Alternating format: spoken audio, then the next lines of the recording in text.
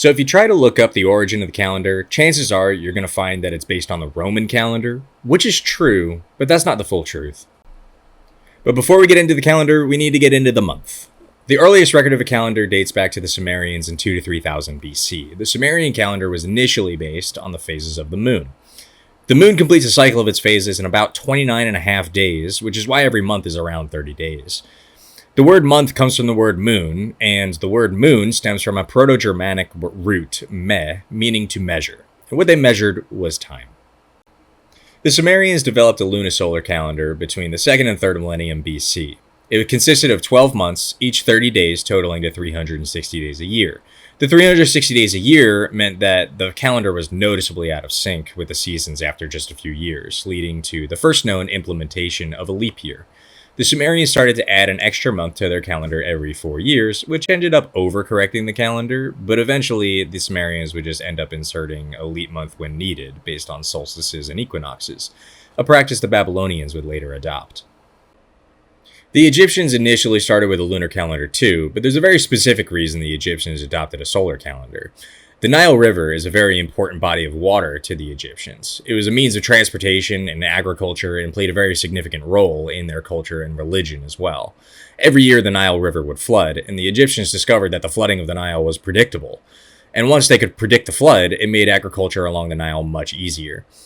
The Egyptians looked to the stars to figure out when the Nile would be flooding, but one star in particular, Sirius. The Egyptians recognized a pattern between the stars and the Nile. They noticed that the floods always came soon after the heliacal rising of Sirius. A heliacal rising just refers to the first time of the year that a star appears at dawn just before sunrise. This pattern made them turn more toward a solar calendar. Quick sidebar, I know I've been talking a lot about lunar, solar, and lunisolar calendars. A lunar calendar is a calendar ruled by the moon. A good example of this would be the Islamic calendar, in which the entire calendar is dictated by the moon's phases and cycles, disregarding the sun cycles. This results in all the holidays in Islam being practiced at all different times of the year. A solar calendar would be much like the calendar we use today, in which it's entirely dictated by the cycles of the sun with no input from the moon cycles at all. A solar calendar is very consistent, and the seasons and holidays always take place on the same day in the same season year after year. A lunisolar calendar is one that takes input from both the sun and moon's phases. The Christian calendar, for example, is a lunisolar calendar, and the Easter holiday is actually a great example of how the lunar and solar calendars combine. The Easter holiday is meant to take place on the first Sunday following the full moon after the vernal or spring equinox, which is why Easter Sunday doesn't always land on the same day every year, but it's always in the springtime. So back to the Egyptians. The Egyptians adopted a solar calendar in order to help with their farming and agriculture. The heliacal rising of Sirius coincided with the Ethiopian monsoons that would take place every year and would drain into the Nile River, resulting in the very reliable and predictable floods downstream. They implemented a calendar with 3 seasons based entirely on agricultural routines. These seasons were Akhet, which was the time that the Nile was flooded and the farmland adjacent to the river was completely inundated. Peret was the season of emergence and growth. After the floodwaters subsided, it left behind a rich soil that was then seeded. The 3rd season was Shimu, the season of harvest. Each season was 120 days, with an extra 5 days added to the calendar that were outside of the year. These days were known as birthdays of the gods and were days of rests and festivals. I know I said in the beginning that if you look up the origin of our Western calendar, that you would find that it originates in Rome, and that I haven't really mentioned Rome since then. And maybe you're wondering if Rome adopted the calendar from the Sumerians and Egyptians right now, and so the answer to that question is no, but actually yes. Rome was founded in 753 BC by their founder Romulus, whom the city and country were named after. It is said that Romulus, the first king of Rome, is the one who established the first Roman calendar. It was a lunar calendar with only 10 months in the year, totaling to 304 days, and the last 2 winter months of the year were not included in the early Roman calendar. The Roman months began with March, or Mensis Martius, the month of Mars. Mensis Aprilis follows, which is believed to be derived from the Latin word Aperiri.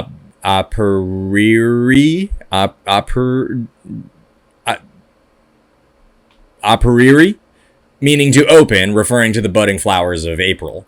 Mensis Mea, the month of the Roman earth goddess Mea, which is our month of May. Mensis Junius, the month of Juno, queen of the gods of the Roman pantheon.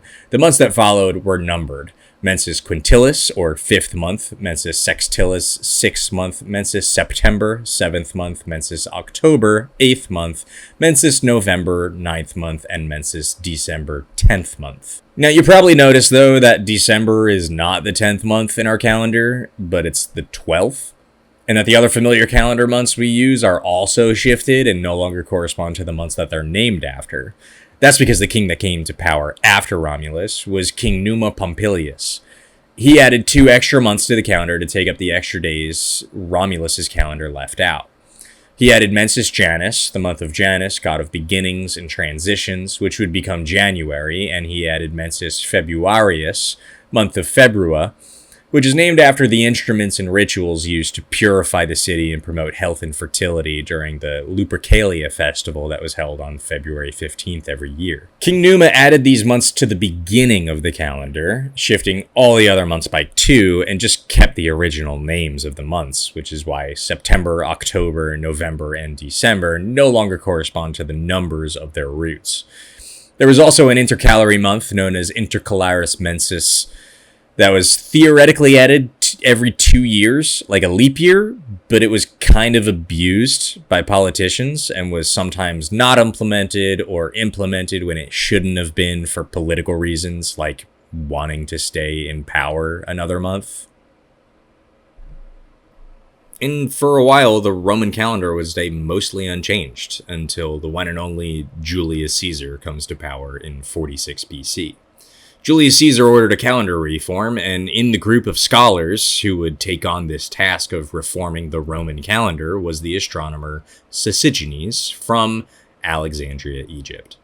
The new and improved Roman calendar would keep its foundation, but it would take some influence from the Egyptian calendar. It was now more focused on solar cycles instead of lunar cycles, and it would have 365 days in a year, with an extra day added every 4 years. Sounds just like our modern calendar, right? This calendar is known as the Julian calendar, and it is not the calendar we use today. But before we go into that, I do want to talk about July and August. After the assassination of Julius Caesar in 44 BC, the Roman Senate named Mensis Quintilis the 5th month, after Julius Caesar, as it was his birth month.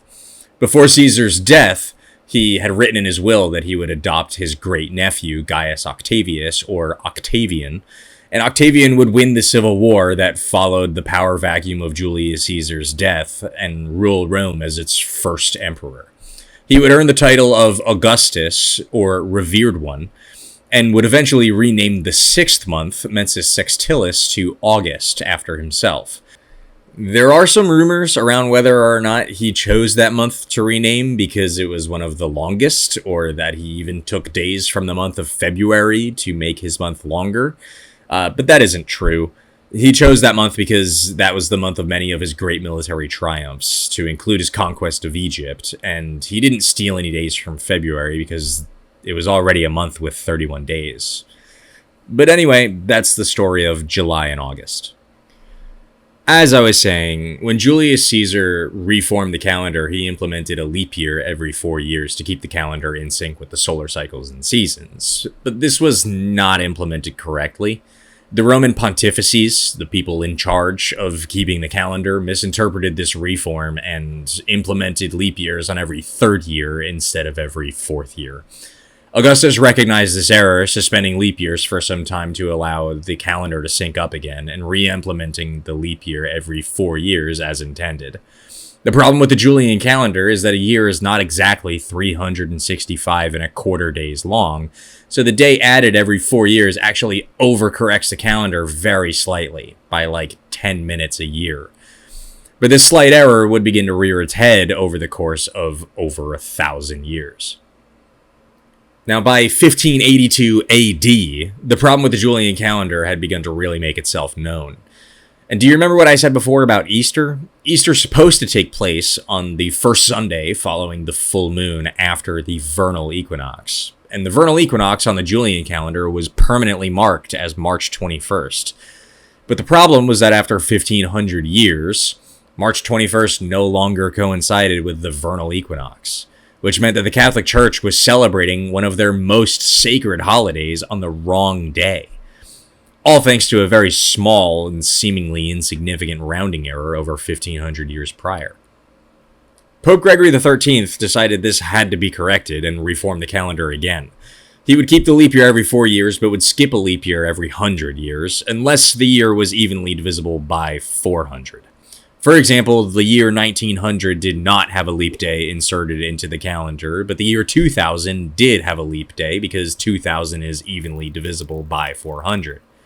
The calendar only drifts by 1 day every 3,300 years with this calendar, whereas the Julian calendar drifted 1 day every 128 years. The Gregorian calendar is the calendar that we use today, which is mostly just the Julian calendar with a little tinkering.